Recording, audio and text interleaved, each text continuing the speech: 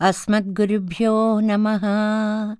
శ్రీరంగ సింహగిరిదేశికపాదసేవా ప్రాప్తాఖిలద్రవిడవేదరహస్యజాతం శ్రీగౌతమాన్వయజం ఆశ్రితభాగధేయం గోపాలదేశికమహం శరణం ప్రపద్యే. కౌశికాన్వయసంజాతం వెంకటార్యతనోభవం వేదాంతాచార్యసచ్చిష్యం ఉడయవర్లుమహం భజే.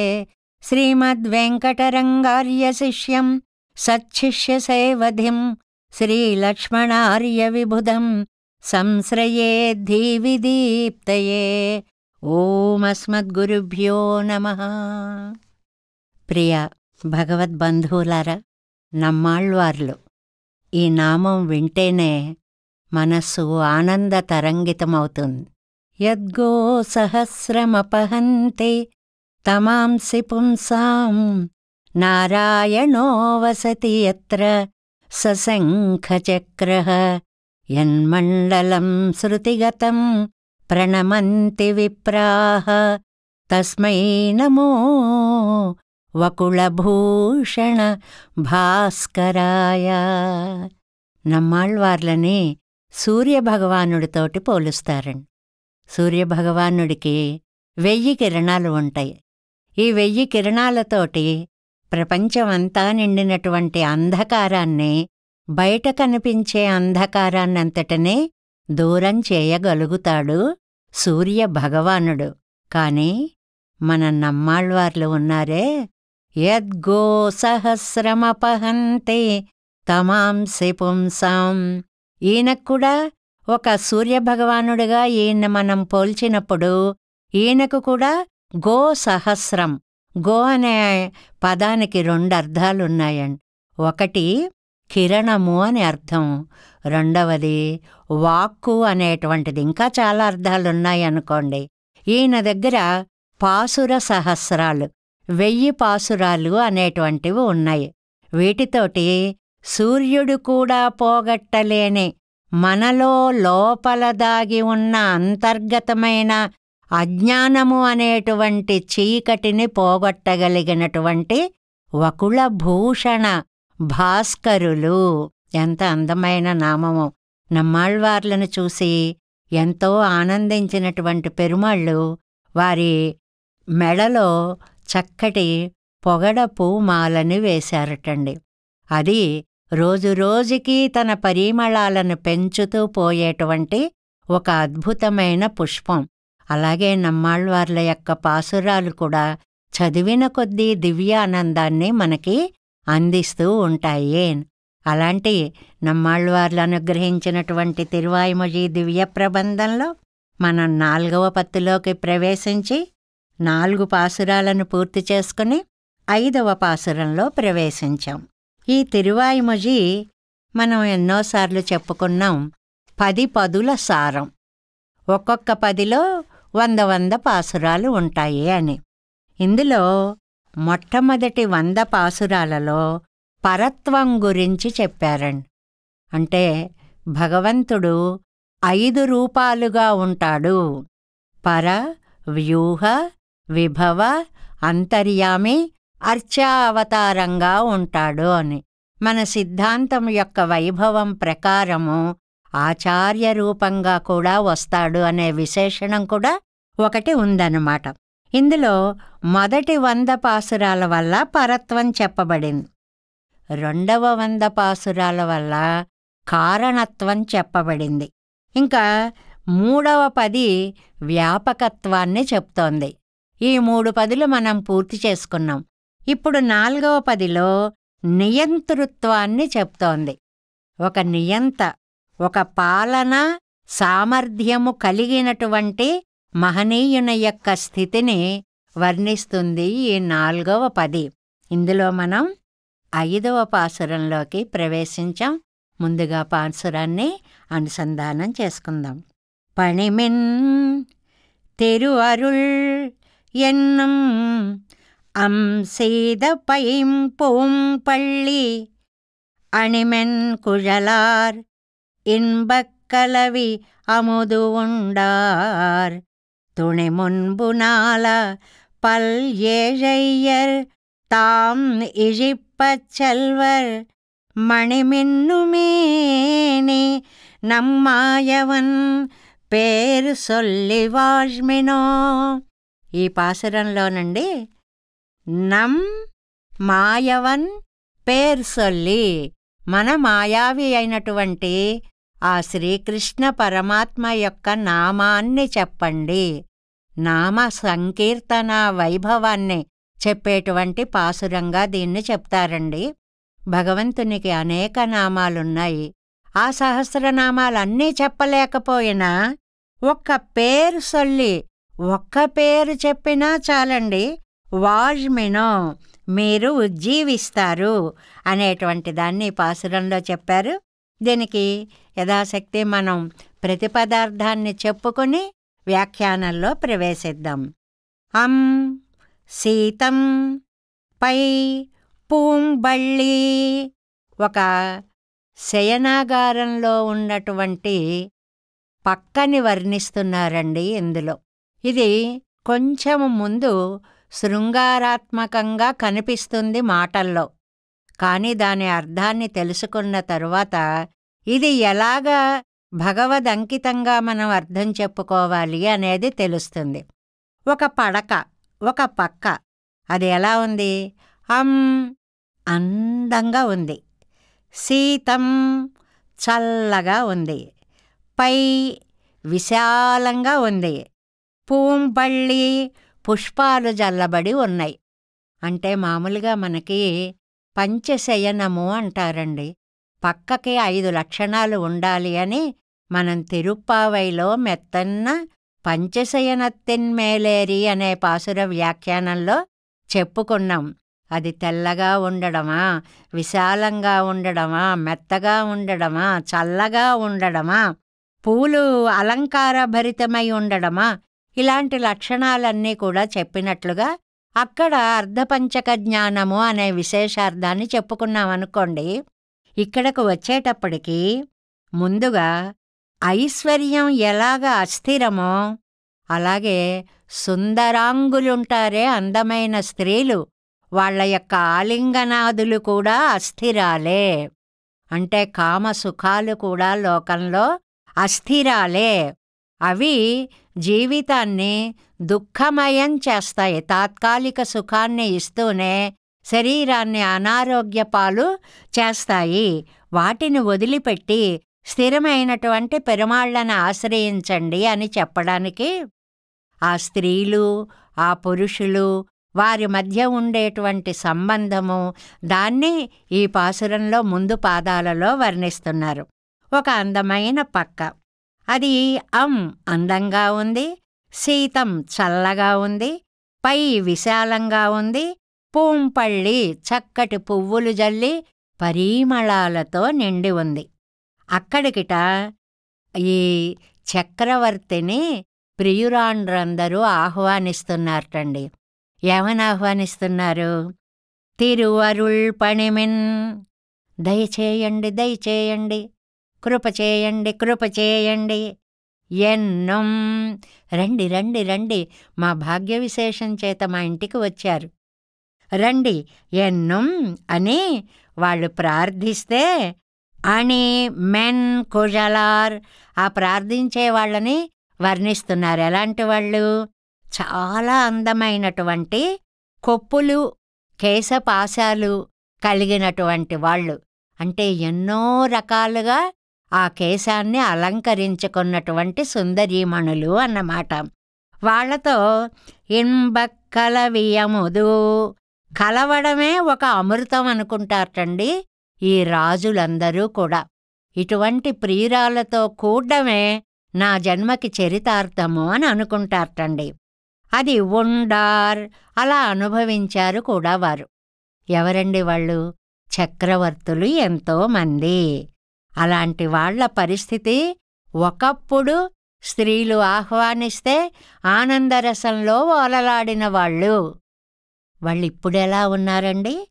తుణి మున్బు నాలా, ఒంటి నిండా కట్టుకోవడానికి కూడా వస్త్రం లేదండి. దొరికిన కాస్త ముక్క కూడా ముందు భాగాన్ని కప్పుతుంది తప్ప వెనక్కి లాగి పెట్టుకుందామన్నా కౌపీనానికి కూడా సరిపోనంతటువంటి దారిద్ర్య స్థితి అన్నమాట. అలాగా ఆ ముక్క వేళ్లాడుతూ ఉండగా పల్ ఏజయ్యర్ ఎంతో మంది స్త్రీలు తాం ఇళప్ప ఇంతవరకు పూర్వపు రాజరికపు హోదాలు, బహుమతులు, ఆనందాలు చక్రవర్తులు ఇచ్చినప్పుడు ఎవరైతే ఆహ్వానించారో వాళ్లే ఇళప్ప ఉపేక్షిస్తారటండి. ఉపేక్ష అంటే చూసినా కూడా చూడనట్లుగా పట్టించుకోకుండా ఉండడము అని. సెల్వర్ వీళ్ళేమో వాళ్ళు చూడనట్టున్నా సరే వాళ్ల వద్దకే వెళుతూ ఉంటారటండి. ఆశ అనేటువంటిది అలాంటిదన్నమాట. కాబట్టి మరి ఏం చేయమంటారండి మమ్మల్ని? మణిమిన్నుమేని రత్నంలాంటి ప్రకాశించే తిరుమేనగల నమ్మాయవన్ మన సర్వేశ్వరుడు అంటే శ్రీమన్నారాయణుడు సౌలభ్యమూర్తి అయి అఘటిత ఘటనా సమర్థుడై ఎన్ని అవతారాలు ఎత్తగలిగినటువంటి వాడండి. ఆయన యొక్క పేర్ సొల్లివాజ్మెన్ తిరునామాన్ని చెప్పి మీరు ఉజ్జీవించండి. ఇది ప్రతిపదార్థం. అంటే ఏమిటనమాట? ఇంతకుముందు అందరూ ఎంతోమంది సుందరీమణులు, అబ్బబ్బో ఆ కొప్పులు, ఆ వాలుజడలు, ఆ కేశపాసాలు, ఆ అలంకారాలు అవన్నీ ఎంతో ఆకర్షిస్తూ ఉండగా రాజులకి చక్రవర్తులకి ఎదురు వచ్చి పుష్పశయ్యమీకి దయచేయండి అంటూ తీసుకొని వెళతారు అన్నమాట. అక్కడ వాళ్ళకి ఒక ప్రణయ కలహం వస్తుంది. ప్రణయ కలహం అంటే ఇద్దరికీ లోపల ప్రేమ ఉన్నా కూడా పైకి నటించేటువంటి ఒక దొంగ పోట్లాట అన్నమాట. అలాగా ఒక పట్టాన అంటమే పక్కల మీకి రాకపోతే రండి రండి రండి అంటూ ప్రార్థిస్తారు అని ఒక అర్థాన్ని చెప్తారండి.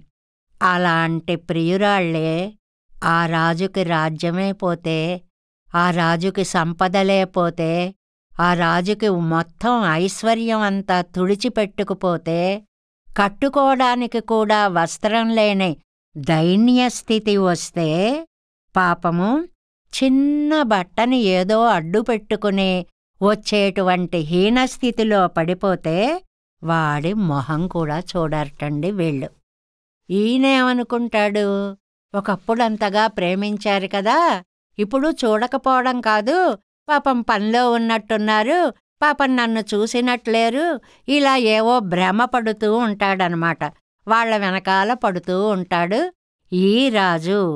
కాబట్టి నాయనా, రోజులనేటువంటివి ఇంత అస్థిరమైనటువంటి సంపదలని మనకిస్తున్నాయి. డబ్బు అనేటువంటిది స్వప్న సంకాసాహ అంటారండి. సంపదలు కలల లాంటివి అని. ఆ కళ మెలకువ వచ్చి చూస్తే మనకు కనపడదు. అలాగ సంపదలు ఎప్పుడుంటాయో, ఎప్పుడు పరమాత్మ ఎలా నిలబెడతాడో మనకి తెలియని స్థితి. కాబట్టి ఓ జన్లారా, అస్థిరమైన ఐశ్వర్యాలని మీరు ఆశించవద్దు. మన స్వామి ఉన్నాడే, రత్నంలాంటి కాంతి కలిగినటువంటి స్వామి. నీలి మేఘఛాయ బోలు దేహము వాడు. ఆ నైల్యం ఎలాంటిదండి? ఒక మేఘంలాంటి అందమైనటువంటి ఛాయ, ఒక నీల మణిలాంటి అందమైనటువంటి ఛాయ. అలాంటి తిరుమేను దివ్య శరీర కాంతి కలిగినటువంటి స్వామి యొక్క తిరునామాన్ని అనుసంధానం చెయ్యండి. ఆ పేరు చెప్పుకోండి, భగవన్నామాన్ని తలుచుకోండి, మీకన్నీ సుఖాలు కలుగుతాయి అనేటువంటి విషయాన్ని ఈ పాసురంలో మనకి అందిస్తున్నారు అన్నమాట. ఇప్పుడు ఈడు వ్యాఖ్యానాన్ని చూద్దాం. ఐందాం పాట్ 5వ పాసురానికి వ్యాఖ్యానం 15వ పేజీ అండి. సెల్వ కిడప్పోపాది అంగనా పరిష్వంగమం అస్థిరం యంగిరార్. ప్రతి పాసురంలో కూడా మొట్టమొదట ఇచ్చేటువంటి అవతారిక వాక్యము సారాంశాన్నంతటినీ ముద్ద చేసి ఇస్తున్నట్లుగా ఉంటుంది అన్నమాట. సెల్వ కిళక్కోపాది, ఈ ఐశ్వర్యాలు ఇవన్నీ ఎలాగైతే అశాశ్వతాలో అలాగే అంగనా పరిష్వంగమం అస్థిరం, స్త్రీల యొక్క కౌగిలి కూడా స్థిరము కానిదే. ఇవాళ ఇలా ఉన్నాం, రేపిలా ఉంటాం అనుకోవడానికి వీలు లేదు. ఈ సంపదలేవి, ఈ కామభోగాలేవి శాశ్వతమైనటువంటివి కావు. మరి పణిమిన్ తిరువరుళెన్నం అం సీద పైం పోం పళ్ళి అణిమెన్ కుజలారెండ్రు. ప్రతి పదానికి నంబిళ్ళయ్య గారు అద్భుతమైనటువంటి వ్యాఖ్యానాన్ని అందిస్తారండి. ఎలాగా? అం సీత, ఇందాక మనం పక్కకి విశేషణాలు చెప్పుకున్నాం కదండి. అందంగా ఉన్నది, చల్లగా ఉన్నది, పువ్వులతో అలంకరింపబడినది, అలాంటి పక్కల మీదకి ఆహ్వానిస్తున్నారు. ఎవరు? ఎంతో అందమైనటువంటి కేశపాసం కలిగినటువంటి స్త్రీలు. స్త్రీகளோடே சேர்த்து నిర్వహిప్పార్గల్ మున్బుళ్ళ ముదల్గల్. ఈ పాసుర వ్యాఖ్యానంలో నంబిళ్ళయ్య గారు ఒక విశేషాన్ని చెప్పారండి.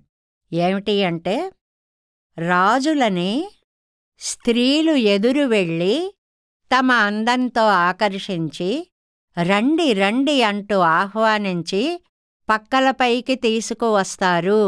స్త్రీలు ఆహ్వానిస్తారు, స్త్రీలే పురుషులను ఆహ్వానిస్తారు అని చెప్పారు పూర్వీకులందరూ. కానీ భట్టర్ వారు వేరే వ్యాఖ్యానం చేశారండి. ఎలాగా? భట్టర్ అంగనన్రిక్కే, భట్టర్ వారు దాన్ని అంగీకరించడం కాకుండా పణిమన్ తిరు అరుళ్ ఎంగిరయిత్తై, రండి కృప చేయండి అని ఎవరంటున్నారో తెలుసండి? ఇన్పక్కలవియ అముదు ఉండార్, అనుగ్రహించండి అనుగ్రహించండి, అమృతాస్వాదన చేద్దాం అనేటువంటి వాళ్ళు.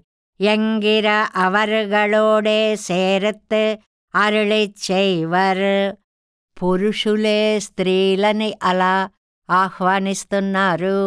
అంటే వ్యాఖ్యానంలో స్త్రీలు ఆహ్వానించడంలో ఒక రాసిక్యాన్ని చెప్తే, పురుషులను గురించి భట్టర్ వారు ఇంకొక మాట చెప్తున్నారు. ఏమని అంటే, తాన్ రాజ్యం పండుగిర నాళిల్ తన్ రాజ్యత్తై అవర్గళుక్కు పడుక్కై పత్తాగి. వాళ్ళు రాజ్యాన్ని పరిపాలించినంతకాలం కూడాటండి ఈ పురుష పుంగవులందరూ కూడా రాజ్యత్తై అవర్గళుక్కు పడుక్కై పత్తాకి, ఈ ప్రణయ ఉపహారము అంటారు, కానుకలన్నమాట. ఏవేవో కొనిస్తుంటారు కదండి ప్రియులు ప్రియురాళ్ళకి. అలాగే ఈ రాజులుట తమ రాజ్యాన్నంతటినీ కానుకగా ప్రియురాళ్ళకే ఇచ్చేస్తారటండి. ఇచ్చేసి అవర్గళై పడుక్కై ఇలే వైతు తాన్ తాజు నెండ్రు. ఇది భట్టర్ వారి యొక్క వ్యాఖ్యానం. ఏమండి, స్త్రీలు ఆహ్వానించడం కాదు, ఈ స్త్రీలని తీసుకువెళ్ళి ఆ శయనం మీద చేర్చి వాళ్ల పాదాల దగ్గర తాము నిలబడతారటండి పురుష పుంగవులందరూ కూడా. వీళ్ళు చూడండి అదే అన్నారు, అవర్గళై పడుక్కై ఇలేవైత్తు తాన్ తాజనెండ్రు. అక్కడ కాళ్ల దగ్గర చేరి నిలబడి పణిమన్ తిరువరుళెన్నం తిరువళ్ళెత్తల్ కిడక్కిరత్తై అరుళెచ్చయ్యలాగాదో ఎన్నం. ఇదిగో మీరేమనుకుంటున్నారు? దయచేసి నా మీద కరుణ చూపించండి, నన్ను మీ దగ్గరికి చేర్చుకోండి, నాతో ఆనందంగా గడపండి అంటూ ప్రాధేయపడేవారు పురుషులే. అది భట్టర్ వారు చెప్పినటువంటి వ్యాఖ్యానంలో విశేషము అన్నమాట. తన్నై అనువర్తిప్పార్ పురంబేయుండే ఇని రసికత్వమావదు తానివర్గళుక్కు తాజినిర్కయ్యిరే. అది తన్నై అనువర్తిప్పారు పురంబేయుండే అంటే వీళ్ళందరూ బయట నిలబడి ఉండి ఆ ప్రార్థన ఎలా ఉందంటే, రసికత్వమావదు తానివర్గళుక్కు తాజ్ నెర్కయ్యిరే, నేను నీ పాదదాసుణ్ణి, నీకంటే తక్కువ వాణ్ణి, నువ్వు నా మహాప్రణయ సామ్రాజ్య అధిరాణివి, చక్రవర్తినివి, కాబట్టి నువ్వు నన్ను అనుగ్రహించాలి అని వీళ్ళు, ఈ పురుష పుంగవులు ఆ స్త్రీలని ప్రార్థించడము అనేది జరుగుతుంది అని భట్టర్ వారు పూర్వీకుల దానికంటే విశేషమైనటువంటిది. స్త్రీలు ఆహ్వానించడంలో గొప్పేం లేదండి, వీడే కాళ్ళ వేళ్ళ పడుతున్నాడు అని పురుషుడి గురించి చెప్పారు అంటారు. సీద పైం పూం పళ్ళి, ఎలాంటి పక్క మీదండి? అందంగా ఉంది. పక్కకు ఉండేటువంటి లక్షణాలన్నీ ఒక పదంలో, ఒక సమాసంలో కూర్చారనమాట. సీద చల్లగా ఉంది, పైం పూం పళ్ళి విశాలంగా ఉంది, పూలతో అలంకరింపబడి ఉంది, దర్శనీయమాయ్, అసలు చూస్తేనే ఎంత బాగుందోటండి ఆ పక్క, పడుకోవాలనిపించేలాగా, కోరిక కలిగించేలాగా ఉంది అని. అది కోరిక లేని వారికి పక్క చూస్తే అనేది. మనకు అలాంటి అవసరాలు ఏమి ఉండవండి. మనకి పక్క ఎలా ఉన్నా పర్వాలేదు, ఎప్పుడూ పడుకోవాలనే అనిపిస్తూ ఉంటుంది. ఇక్కడ ఉండే విశేషం ఏమిటంటే, పక్కని చూస్తే పడుకోవాలి అనిపించేలా ఉండడం. కుళిరందు, చాలా చల్లగా ఉంటుంది. పరందు, పూవాలేసై పడుద పడక్కయ్యిలే, వ్యాపించి పువ్వులు చక్కగా పరిచి ఉన్న అందమైనటువంటి పక్క. అవన్ ఇప్పడుక్కయ్యిలే వైత్, అలాంటి పురుషుడు స్త్రీని ఆ పక్క మీద పరుండ చేసి, తిరువరుళ్ పణిమిన్ ఎన్నా నిన్నాల్ అవర్గళ్ செய்வதென்னென்னில், నువ్వు నన్ను దయచూడు, నువ్వు నన్ను దయచూడని కాళ్ళ దగ్గర నిలబడి వేడుకుంటూ ఉంటాటండి. అలా వేడుకుంటూ ఉంటేట ఈ స్త్రీలు ఏం చేస్తారండి అప్పుడు అంటే చెప్తున్నారు చూడండి. అణిమెన్ కుజలార్, మెత్తగా చక్కగా చిక్కగా పెద్దగా దట్టంగా ఉండేటువంటి కేశపాసం కలిగినటువంటి స్త్రీలందరూ కూడా అవరగళ్ కొండాట్టత్తై అనాదరిత్, వాళ్ళు అంత వేడుకుంటుంటే అనాదరిత్, ముఖం పక్కకి తిప్పుకుంటారటండి, పట్టించుకోనట్టుగా ఉంటారటండి, ఉపేక్షించినట్లుగా ఉంటారటండి, నీ లెక్కలేదు నాకు అన్నట్లుగా ఉంటారటండి. ఆభరణత్తై తిరుత్తువదు, పైగా విననట్లుగా యాక్షన్ చేయాలంటే ఏం చేయాలి? మెళ్ళో ఉన్నటువంటి గొలుసుల్ని, అరే ఇది సరిగ్గా ఉందా లేదా, లాకెట్ సరిగ్గా పడిందా లేదా, వెనక్కెళ్ళిందా, ఏమైంది అని దిద్దుకుంటున్నారా అన్నట్లు లేనిపోని నటనలు చేస్తూ ఉంటారు అని. కుజలై పేణువదాగా నెర్పరగళ్, ఈ జుట్టునంతటినీ కూడా ఇలా పైకనుకుంటూ పక్క కనుక్కుంటూ ముందుకేసుకుంటూ వెనక్కేసుకుంటూ, ఇవన్నీ ఏమిటంటే చాలా అవతల వారిని ఆకర్షించడానికి చేసేటువంటి రకరకాలైనటువంటి ప్రయత్నాలన్నీ వాళ్ళు చేస్తారు. ఇన్బక్ కలవియముదుండార్ అవరగళ అంద అవన్ అంగీకార ప్రముఖమాన సంశ్లేషత్తాల్ వంద ఆనందామృతత్తై భుజిత్తవర్గళ్, ఎలాగో అలాగా కాళ్ళ వెళ్ళ పడి వాళ్ళని ప్రసన్నం చేసుకుని ఆనందంలో తేలి ఆడతారు. ఇదంతా ఎప్పుడు? రాజ్యం ఉన్నప్పుడు, ఆ స్త్రీలకి సంపదలిచ్చినప్పుడు, వారు కోరిన కోరికలు తీర్చినప్పుడు, వీడు మహారాజుగా ఉండి సర్వాధికారాలు పొంది ఉన్నప్పుడు. అనాదరామృతపానం పండినవర్గళ్ ఎన్నుమాం, వీడింత కాళ్ళ వేళ్ళ పడుతుంటే వాళ్ళు పట్టించుకోనట్లుగా ఉండడము. ఇది ఒక పద్ధతి అండి. దీనికి తమిళంలో ఒక మాట అంటారండి. ఏమిటంటే ఆ మాట తమిళ భాషలో ఊణల్, ఉణర్దల్, పునర్దల్ అని 2 మాటలు ఉన్నాయండి. ఊణల్ అంటే ఏంటంటే, ఊడల్ అంటేనేమో ప్రణయ రోషం, నిజంగా కోపమే ఉండదు. నువ్వింత ఆలస్యంగా వచ్చావు, నాకు కోపం వచ్చింది, నేను నీతో మాట్లాడను పో అని ముద్దు ముద్దుగా చేసేటువంటి వాటిని ప్రణయ కోపాలు అంటారే, వాటిని ఊడళ్ళు అంటారటండి.